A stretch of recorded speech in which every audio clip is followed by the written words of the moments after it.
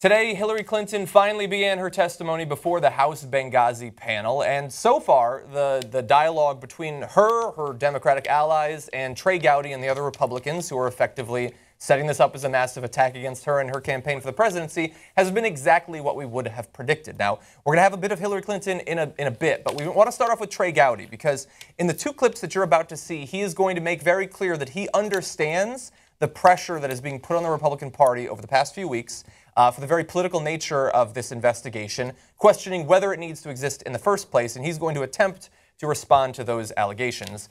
First here on how important Hillary Clinton is to the investigation. Our committee has interviewed 100 witnesses. Not a single one of them has been named Clinton. You are an important witness. You are one important witness among 100 important witnesses. I had mistakenly thought that she was an incredibly important part of this. And I was misled this whole time by every Republican in the House, effectively. I was mistaken in thinking that we had a sequential numerical order in this country, which was largely accepted by most of the speaking class, but apparently it goes like 46, 47, 48, 49, 100, 51, 52, 53. It was very George R. Martin. What I want to get is, can we just play the first part of that again? Let's do it. Let's just play the first part. Our committee has interviewed 100 witnesses. Not a single one of them. Nearly 100 witnesses. My father died a year ago tomorrow, and you know, he was so good at figuring, at checking bullshit and checking nonsense. And he would have heard 100. Serious people don't talk that way. It would have been. It wouldn't have mattered anything. But serious people don't talk that way. Like I said, all right, okay, don't spend. He would have known anyway about Trey Gowdy, but that would have been enough evidence. All don't say that again. Like how everyone behind Clinton didn't go, what? Like, is that a lot or did you just say no? 100? Because I don't know. I use 50. Is that? Am I like super old school? Like, is this what the new young people are saying? I doubt it. Yeah, I mean, it's not 100 cents. So, like, no, I sent that tweet today. Oh, did you really? I said I should to Michael Schur, I said I should get your son the new 100 Cent album. He's a big fan. You know, 100 ways to leave your lover if you want to go old school. Go Paul Simon. The 100 shades of gray, perhaps. Michael tweeted, "What I need anybody have a synonym for another way to say 100?" And I was like, "Get a thesaurus, jackass, and let the 870 members of the House Congress do their job." I saw that tweet. Didn't actually get what you were doing there, but now I appreciate it.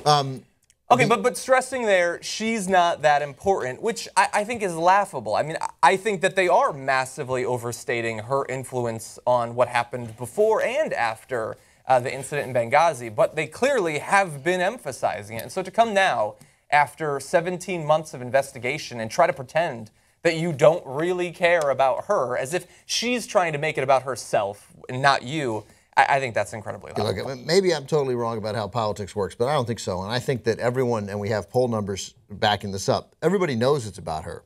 So you make the mistake you're already in graver and more serious by pretending that it's not. That it's not, yeah. When you say, we're investigating this because this happened to this happened to an ambassador, and this was on the State Department's watch, and you were in charge of the State Department, we were going to get answers from you. Yeah. Just say that. Yeah, that's, you know, I mean, there's consistent. Right, it's consistent. It's also, I mean, look, it's political theater. We talked about this a year and a half ago. You know, when they started talking, when we first did the Benghazi stories, when we used to have meetings upstairs about like, oh, come on, let's let it go. We're falling into the trap of covering it just because they're covering it. But the fact is, I think, you know, eventually as a group, you know, we're like, well, this is going to be around forever. This is not a real thing. This is designed to be talking. Then all of a sudden, it was the first shift in not blaming Obama for something.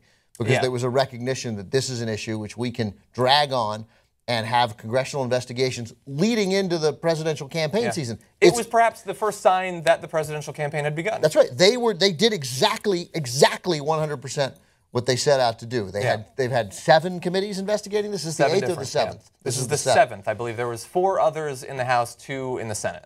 Yeah, so this is it. This is their big moment. I mean, arguably they should have waited until, I guess, February. They could have, maybe, what am I thinking? They'll be an 8th. They'll still be going. Yeah, that's a possibility as well. That's a great point that you brought up, the sheer number. And to put it into perspective, let's bring up graphic 1. Here you're going to see congressional committees investigating past high-profile terrorist attacks. So we're on number 8 for Benghazi. which I count as more than all of the investigations into the Khobar Towers bombing, the USS Cole bombing via the boat, the September 11th attacks, which I thought were significant, the Boston Marathon bombing, Oklahoma City, and the embassy bombing in 1998. And every one of those, I think of the 1998 embassy bombing, I think actually, and forgive me if I'm incorrect here, but I don't think any Americans died, but many locals died. Many people working at the embassy. I just don't think they were American. Every one of those other attacks, I think, killed more Americans than were killed at Benghazi. In some cases... How many died in Boston? Boston Marathon? Like 4 or 5, right? Boston, I something 5 or 6 or something like that. I mean, look, like Oklahoma City was 174-ish, something like that. Obviously, September 11th, far more. And if you want to get into, and this is similar to the conversation we had when Jeb Bush was speaking with, I believe, Jake Tapper, if you want to get into what could have been done to prevent this, the idea that it's 8 times more important to figure out what Hillary Clinton could have done to prevent Benghazi than the entire Bush administration could have done in the 9 months leading up to September 11th is, again, laughable. Like this should be a comedy special, this entire thing, but unfortunately it's not. So now we've talked about the other investigations. Now, it might seem obvious that this was unnecessary, but Trey Gowdy here is going to attempt to explain why this 8th investigation is necessary. You will hear there were previous congressional investigations into Benghazi, and that is true. And it should make you wonder why those investigations failed to interview so many witnesses and access so many documents. If those previous congressional investigations were really serious and thorough, how did they miss Ambassador Stevens' emails? If those previous investigations were serious and thorough, how did they miss Secretary Clinton's emails? If those congressional investigations really were serious and thorough, why did they fail to interview dozens of key State Department witnesses, including agents on the ground who experienced the attacks firsthand? Yeah, this guy, good face for Clinton on that. You know, it's you know, I mean, I knew this was going to happen. It's like freaking Hillary Clinton is like Kobe Bryant, and I think it's. You're gonna have to explain that a bit more for me. I don't like She has Kobe good Bryant. court vision. Right? I don't think his teammates like him. I've never rooted for him. I hate the Lakers. I just bought a Lakers t-shirt because it's purple. My daughter likes purple. Then I felt like I was making a significant sacrifice. I was like, I'm a good dad. But Kobe Bryant keeps getting hurt. He's basically missed 2 years. I was ready last year. I knew it. He's old and warrior-like, whether you like him or no. And I thought, God damn it, I'm going to freaking root for him. I can smell it. I can smell like, oh, he put in 34. He's so old. He's still getting it done. Yeah. And now Hillary Clinton is getting ganged up on by, you know, James Spader from Pretty in Pink. And instantly I think, well, now by the law of I hate you most, I am going to like her. You have to, yeah. You make her seem like a good person. I don't want to like her. Same thing happens to Ben Carson. He stands next to the craziest person in the universe, and you think, you know what, he's crazy, but I now believe Ben Carson is solidly in the running for craziest person in the universe. I don't think he should be discounted. Yeah, we're going to get to that to some extent. But you know, so you get struck by it. I mean, he's got this little speech planned. I mean, serious and thorough. I mean, there have been 7 investigations by Congress, 2 of them bipartisan. The other 5 all run by the 4 completed ones, including Mike Rogers in the House Intelligence Committee. You don't think those guys were serious and thorough? Yeah. I mean, what kind of disrespect is that? I mean, if I'm Mike Rogers, I'm like, you know, seriously. I mean, it's not there, look, let's give them the Senate investigations for free. Let's not even count those anymore. Those were investigations, and they did produce bipartisan results, but they were initially run by Democrats. So fine, we're not even going to count those. But the 5 other investigations by Republicans in the House, if there is a conspiracy theory behind what happened in Benghazi, it is eclipsed by the conspiracy theory that would need to exist to explain why in those 5 investigations by House Republicans, they had just chosen not to investigate these things. They just didn't care enough because they weren't interested in finding the truth, because they weren't interested in destroying Hillary Clinton.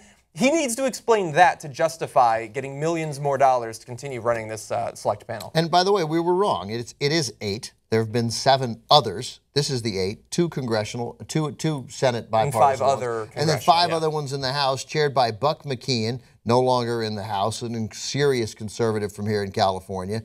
Ed Royce, who chaired the Committee on Foreign Affairs, the House Permanent Select Committee on Intelligence, you know, they're the ones who released the findings like Friday at 6:30. They were like, yeah, ain't find anything. That shows confidence, I think.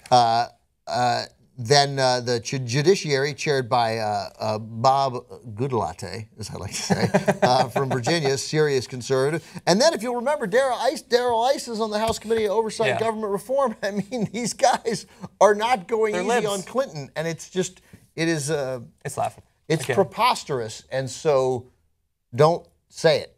Don't say it. Own what you are. I don't trust you, Secretary Clinton, and we want answers. Yeah. And that's how I do it, because now I think you diminish it and you allow her to look strong.